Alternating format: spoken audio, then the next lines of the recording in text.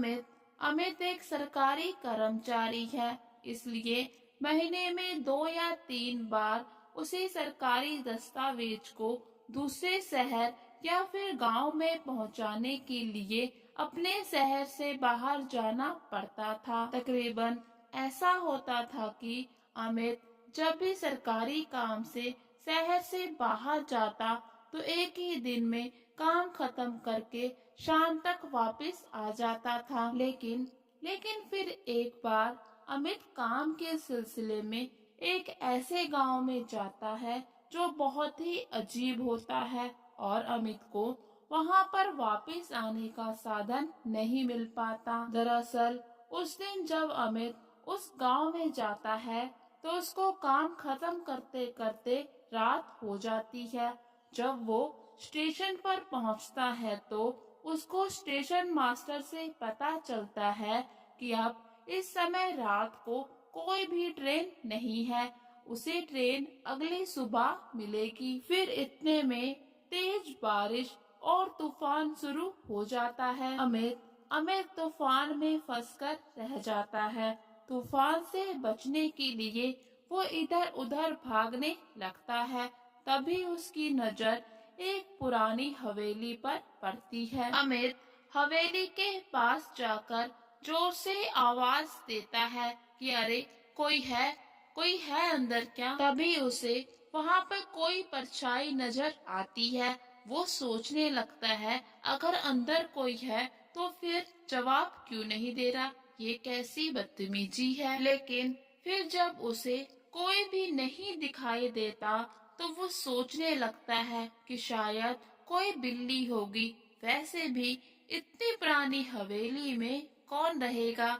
लेकिन फिर वो थोड़ा सा खुश होता है कि उसको रात गुजारने के लिए कोई जगह तो मिल गई। फिर थोड़ी ही देर में अमित को वहाँ पर कुछ आवाजें सुनाई देने लगती है और उसको वहाँ पर किसी के होने का एहसास भी होता है। तो अमित जोर से चिल्लाते हुए पूछता है कि कौन है यहाँ पर जो उसके साथ ऐसा मजाक कर रहा है। और फिर अमित इधर उधर देखने लगता है और कहता है जो कोई भी है वो सामने आए।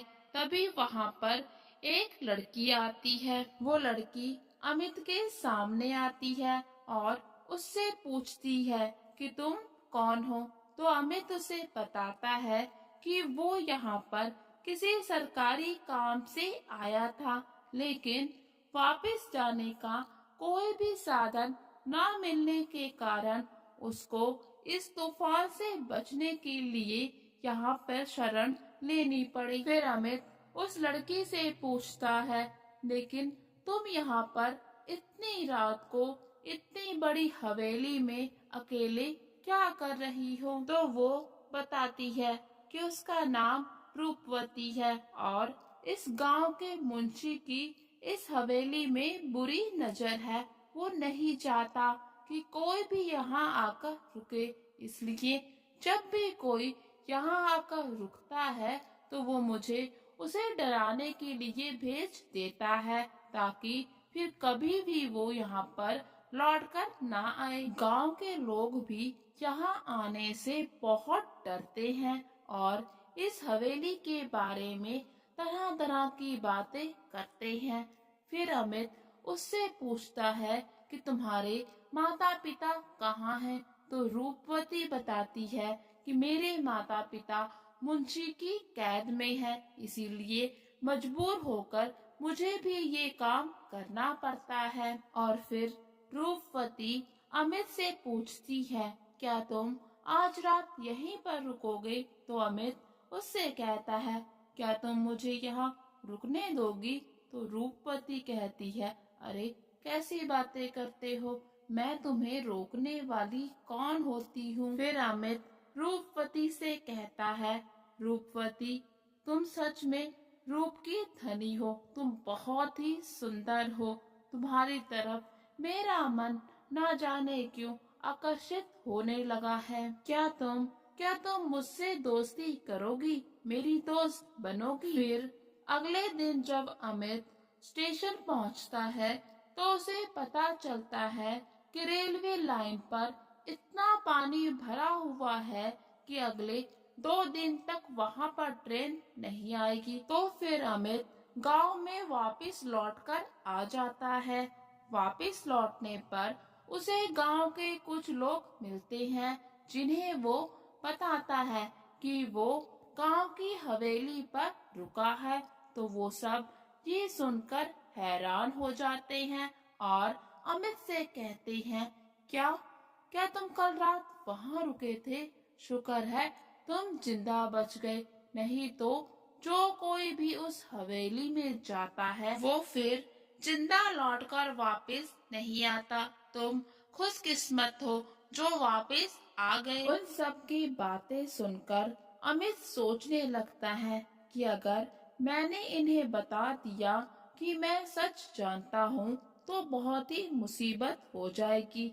इसलिए वो सबकी बातें चुपचाप सुनता रहता है और कहता है, हाँ, कुछ अजीब सा तो मैंने भी महसूस किया था, तो मैं भी वहाँ पर नहीं रहूंगा। तो फिर उसमें से एक बुजुर्ग आदमी कहता है कि तुम उस घर की कहानी नहीं जानते।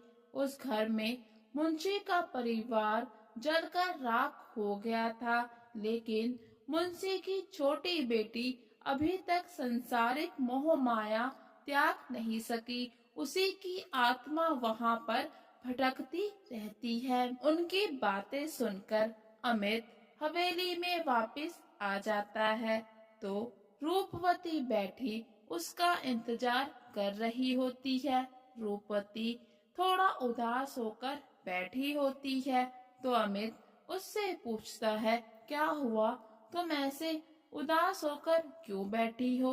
तो रूपवती पूछती है, गांव के लोगों ने मेरे बारे में क्या कहा? बहुत तरह तरह की बातें की होगी ना। फिर रूपवती अमित से पूछती है, क्या तुमने गांव वालों की बातों पर विश्वास कर लिया? तो अमित कहता है, मैंने तो तुम पर विश्वास किया है, मैं उनकी बातों पर विश्वास कैसे कर सकता हूँ? फिर दोनों की दोस्ती और ज्यादा गहरी होने लगती है। दोनों साथ में समय बिताते हैं और फिर अमित के वापस शहर जाने का समय आ जाता है। रूपवती उससे कहती है, तुम मुझे छोड़कर मत जाओ, मैं तुमसे प्यार करती हूँ, प्लीज मुझे छोड़कर ना जाओ। तो अमित कहता है, मैं कौन सा हमेशा के लिए जा रहा हूँ, वहाँ जाकर माँ पापा को मनाकर वापस आऊंगा और मुंशी की कैद से तुम्हारे माँ पापा को भी छुड़ाऊंगा और फिर तुमसे शादी करूंगा। रूपवती ये सुनकर बहुत खुश होती है और फिर जब अमित शहर में अपना काम खत्म करके वापस हवेली लौटता है तो उसकी नजर एक तस्वीर पर पड़ती है। वो तस्वीर रूपवती की होती है। रूपवती अपनी तस्वीर में और भी ज्यादा खूबसूरत लग रही थी। अमित उस तस्वीर को देखता है तो बस देखता ही रह जाता है। तस्वीर को देखते हुए अमित की नजर उस पर लिखी हुई तारीख पर पड़ती है, जो आज से 100 साल पुरानी थी। ये देखकर अमित समझ जाता है कि रूपवती कोई इंसान नहीं है, वो एक आत्मा है और गांव के लोग सच बोल रहे थे। इतने में रूपवती भी वहां आ जाती है। तो अमित रूपवती से पूछता है कि क्या ये सब सच है या फिर वो कोई सपना देख रहा है? तो रूपवती कहती है, यही सच है, यही मेरी सच्चाई है।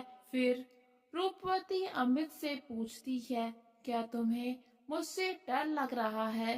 तो अमित कहता है, नहीं, ऐसा नहीं है, मैंने तुम्हें दिल से चाहा है और अब अगर तुम मुझे मारना चाहती हो तो मार सकती हो। मैंने जिसे चाहा, अगर मैं उसे पा ना सका तो क्या हुआ, कम से कम उसके हाथों से मर तो सकता हूँ। तो रूपवती रोने लगती है और कहती है, तुमने ये कैसे सोच लिया कि मैं तुम्हें मारूंगी। मैंने बेशक तुम्हें अपने बारे में झूठ बोला, वो भी सिर्फ इसलिए कि तुम मुझसे कहीं डर ना जाओ। मैं अगर तुमसे प्यार नहीं करती तो बाकी लोगों की तरह तुम भी मुझे देख नहीं पाते। फिर अमित रूपवती को चुप कराता है और कहता है कि मैं अब भी तुमसे प्यार करता हूँ और तुम्हें से शादी करूँगा। और फिर रूपवती भी अमित का साथ पाकर हवेली से मोह माया छोड़ देती है। दोनों बहुत दूर जाकर रहना शुरू